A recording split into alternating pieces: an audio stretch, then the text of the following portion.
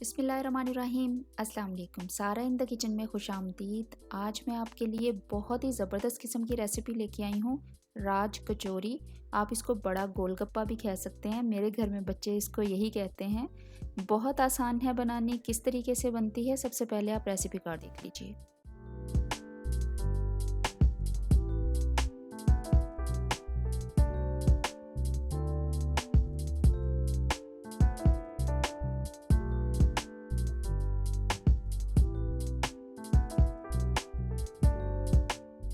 सबसे पहले हम बनाएंगे जंबो साइज़ के गोलगप्पे। बनाने के लिए उसका आटा गूंदेंगे। आटे की रेसिपी मैंने डबल ली है, मैं आपको सिंगल बैच बताऊंगी। 1 कप मैदा, 1/4 कप सूजी और आधा चाय का चम्मच मीठा सोडा डाल के इसको नीम गर्म पानी से आपने गूंद लेना है। मैंने इस रेसिपी को डबल किया है, यानी 2 कप मैदा और आधा कप सूजी, और मैंने इसमें डाला है 1 टीस्पून मीठे सोडे का।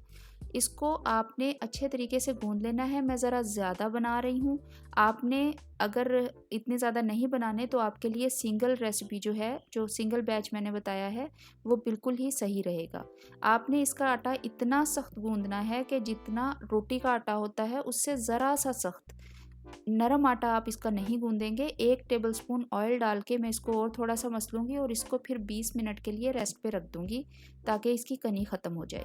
अब मैं बनाना बता रही हूँ आपको। फुल्कियाँ जो हम इसमें डालेंगे वो किस तरीके से बनती हैं। बेसन की फुल्की बनाने के लिए मैंने लिया है 2 कप बेसन। इसको बॉल में डाल लिया है आपके सामने, और इसमें मैं डालूंगी 2 टीस्पून या 1 टेबलस्पून ज़ीरे के। 1 टीस्पून मैंने इसमें डाली है सुर्ख मिर्च पाउडर, और 1 टीस्पून मैंने इसमें सॉल्ट का डाला है। 1 टीस्पून मैंने इसमें डाला है चाट मसाला।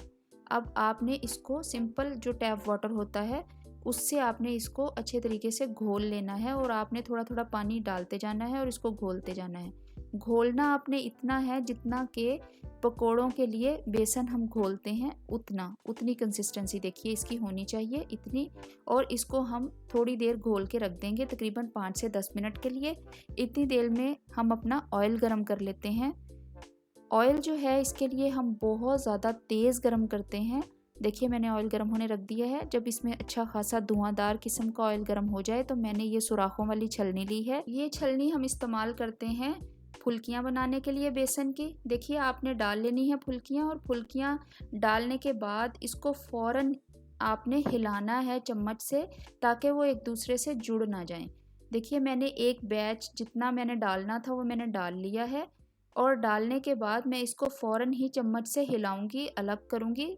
अगर आप अलग नहीं करेंगे तो ये एक साथ जुड़ के जो है वो सही नहीं बनेंगी। देखिए इसको आपने क्रिस्पी होने तक पकाना है। जब अच्छे तरीके से क्रिस्पी हो जाए तो आपने इसको निकाल लेना है। और इसी तरीके से मैं सारा जो मैंने 2 कप बेसन आपको बताया है, 2 कप बेसन की मैं सारी फुल्कियाँ जो हैं वो तैयार करके रख लूँगी। देखिए क्रिस्पी ब्राउन हो गई हैं। इनको निकाल के मैं पानी में डालती जाऊँगी, और जैसे ही ये 10 से 15 मिनट में नरम हो जाएंगी तो इनको निचोड़ के पानी और इनको साइड पे रख लूँगी इस्तेमाल के लिए। राज कचौरी के लिए मुझे हरी चटनी की भी ज़रूरत होगी, तो हरी चटनी किस तरीके से बनाऊंगी मैंने 2 हरी मिर्चें ली हैं, थोड़ा सा पुदीना लिया है, थोड़ा सा धनिया लिया है। इसमें मैं डालूंगी आधा चाय का चम्मच नमक का, और थोड़ा सा पानी डाल के मैं इसको कर लूँगी ब्लेंड। और देखिए ये लिक्विड फॉर्म में है क्योंकि मुझे लिक्विड फॉर्म में ही चाहिए। चलिए अब हम सीख लेते हैं कि जंबो साइज़ का गोलगप्पा कैसे बनता है।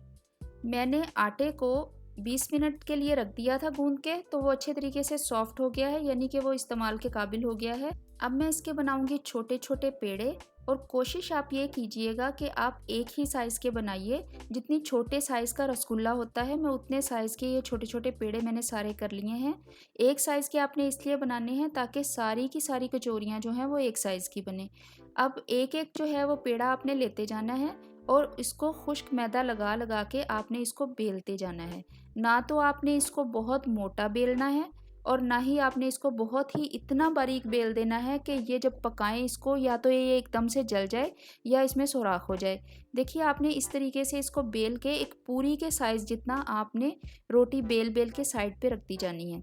बहुत सारे लोग जो हैं वो राज कचौरी बहुत छोटे साइज़ की बनाते हैं, लेकिन ये जो है मैं आपको बनाना सिखा रही हूँ, ये राज कचौरी का सही साइज़ होता है। इतने ही साइज़ की मैं बनाती हूँ और इतने ही साइज़ की मैंने ये खाई भी है।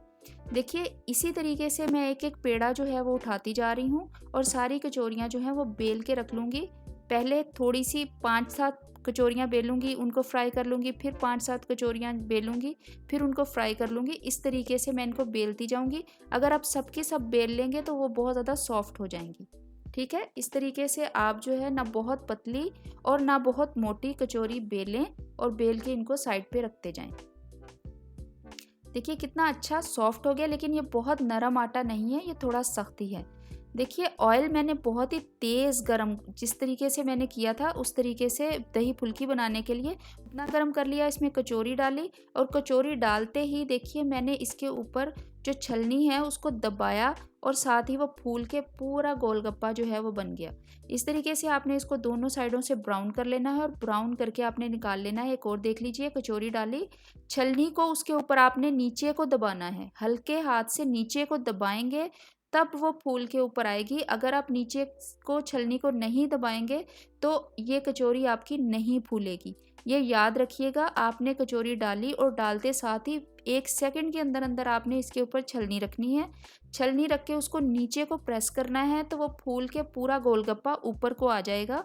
और इसके ऊपर अगर आप चाहें तो चम्मच से थोड़ा थोड़ा तेल भी डाल सकते हैं गरम, ताकि वो एक जैसा उसको सेक लग जाए और वो ब्राउन हो जाए। ऑयल में कभी भी ये गोलगप्पा जो है वो क्रिस्प नहीं होगा कि आप इसको बाहर रखेंगे, बड़े थाल में रखते जाइए। ये देखिए मैंने छलनी रखी, छलनी को नीचे को आप प्रेस करेंगे तो ये एकदम से फूल के देखिए ऊपर को आ जाएगा।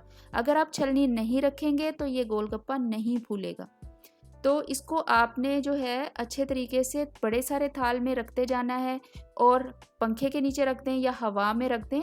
ये तकरीबन 1 से 2 घंटे में बिल्कुल क्रिस्प हो जाएंगी। अब मैं आपको बताऊंगी कि इसको हमने असेंबल किस तरीके से करना है। इसके लिए मुझे ढेर सारी चीज़ें चाहिए। राज कचौरी बना के मैंने उसको थाल में डाल के पंखे के नीचे रख दिया था ताकि वो क्रिस्पी हो जाए, और उसके बाद मैंने ये सारी चीज़ें तैयार कर ली। जैसे ही राज कचौरी क्रिस्पी होके रेडी हुई है तो हमारी चीज़ें रेडी हैं। अब मैं आपको 1 बाय 1 बताती हूँ।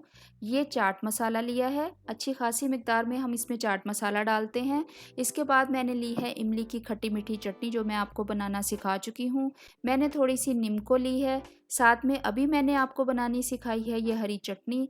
साथ में हमने उबले हुए आलू लिए हैं, इनको छोटे छोटे पीसेस की शक्ल में काट लिया है। खूब अच्छी तरह से गले हुए चने लिए हैं हमने। साथ में मीठा दही लिया है, जो कि मैंने आपको दही भल्लों के लिए बनाना सिखाया था, उस तरह का है ये। साथ में बेसन की फुल्कियाँ जो बनाई थी उनको पानी में 10-15 मिनट के लिए भिगो के निचोड़ के रख लिया है। और साथ में हमारे ज़बरदस्त किस्म के क्रिस्पी किस्म के जंबो साइज़ के गोलगप्पे हैं। एक गोलगप्पा या एक कचौरी हमने उठाई है, इसको हम थोड़ा सा तोड़ेंगे। ये बहुत ज़्यादा क्रिस्पी है और बहुत लाइट वेट है। इसको हम थोड़ा सा तोड़ेंगे ऊपर से, देखिए कितनी हल्की है। अब इसमें हम अनवाओ इकसाम के जायके डालने शुरू करते हैं। सबसे पहले मैं डाल रही हूँ फुल्कियाँ, जो मैंने पानी में भिगो के निचोड़ के नरम करके रख ली थी। उसके ऊपर डाले हैं चने, बहुत ही अच्छे तरीके से गले हुए होने चाहिए। उसके ऊपर डाले हैं मैंने थोड़े से आलू, फिर मैं थोड़ी सी फुल्की डाल रही हूँ। मैंने ये जंबो साइज़ का बनाया है तो इसलिए इसमें काफ़ी ज़्यादा मिकदार में चीज़ें जाएंगी। आप चाहें तो आप प्याज वगैरह भी काट के डाल सकते हैं, लेकिन मुझे वो इतना अच्छा नहीं लगता तो मैं नहीं डालती। अब इसमें मैं डाल रही हूँ ठंडा और मीठा दही। गाढ़ा होना चाहिए और मीठा होना चाहिए, तुर्श नहीं होना चाहिए।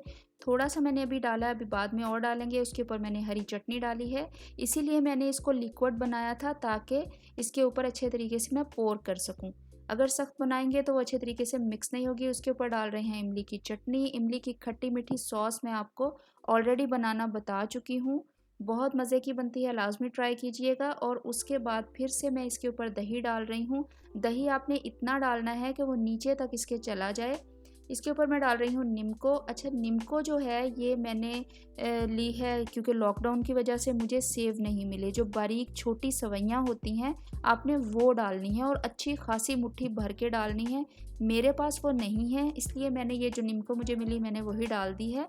उसके ऊपर दोबारा से दही डालें और परफेक्ट किस्म की हमारी राज कचौरी या जंबो साइज़ का गोलगप्पा रेडी है। फुली लोडेड है, नित नए इसमें जायके हैं। इतनी मज़ेदार चीज़ है, चाहे आप इसको बर्थडे पे बनाएं, चाहे हाई टीज़ में बनाएं, चाहे इफ्तार में बनाएं, या वैसे आपके घर गेस्ट आते हैं इनको बनाएं। ये बहुत मज़ेदार बनता है, मेरा ये बहुत फेवरेट है। मैंने तो इसमें बहुत सारी चटनियाँ, चने, बेसन की फुल्कियाँ और आलू डाले हैं। अगर आप चाहें तो आप इसमें स्प्राउट्स भी डाल सकते हैं, बीन्स स्प्राउट्स भी डाल सकते हैं, आप इसमें मूंग की दाल बॉयल करके भी डाल सकते हैं। इसमें इतने ज़्यादा जायके होते हैं और आप डिफरेंट जगह पे खाते हैं तो आपको डिफरेंट तरह की ये खाने को मिलती है। बहुत सारे लोग इसमें स्प्राउट्स और सेव बहुत ज़्यादा डालते हैं। मेरे पास सेव नहीं थे तो मैंने नहीं डाले। देखिए मैं अभी आपको टेस्ट करके बताती हूँ क्या इसका ज़बरदस्त किस्म का जायका है। ये छोटा सा ट्रायर बॉक्स है, बहुत मज़ेदार है, इसको लाज़मी ट्राई कीजिएगा। मेरे वीडियो को लाज़मी लाइक और शेयर किया करें अपनी फ्रेंड्स एंड फैमिली के साथ। अगर आपने अभी तक मेरे चैनल को सब्सक्राइब नहीं किया तो मेरे चैनल को लाज़मी सब्सक्राइब कर दें और अगर मेरी वीडियोस अच्छी लगती हैं तो उनको लाज़मी शेयर किया करें और मुझे अपना फीडबैक कमेंट बॉक्स में ज़रूर दिया करें। बहुत शुक्रिया।